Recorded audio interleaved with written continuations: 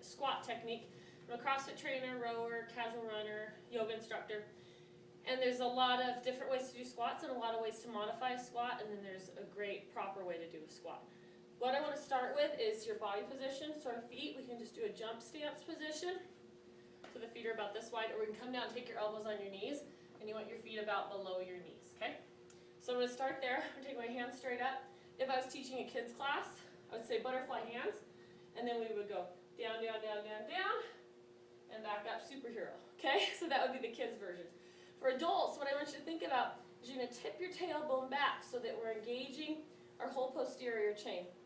So I'm going to drive the hips back like I'm closing a car door with my booty, okay? I have my hands up. They don't have to be up. They can be here, but I want you to keep the chest up.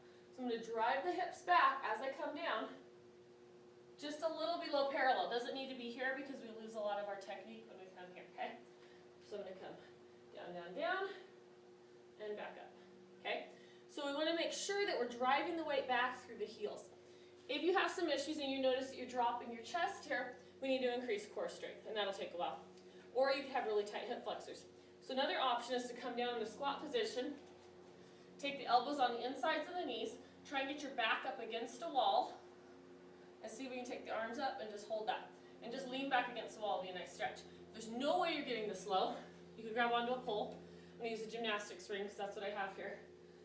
Drive the hips back, come down, and then I can use my arms to help me come back up, okay? So just make sure that we engage this whole posterior chain through the back side of our body.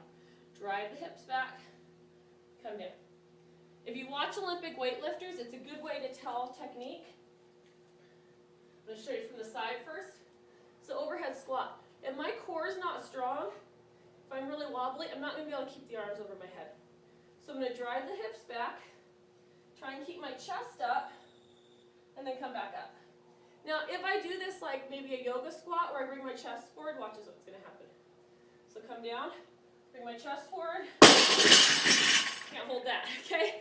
So if I'm here and I bring my chest forward when I come down into the squat, none of the back side of my body is engaged. Yeah, you're doing a squat, but why not work the entire core while we're doing the squat?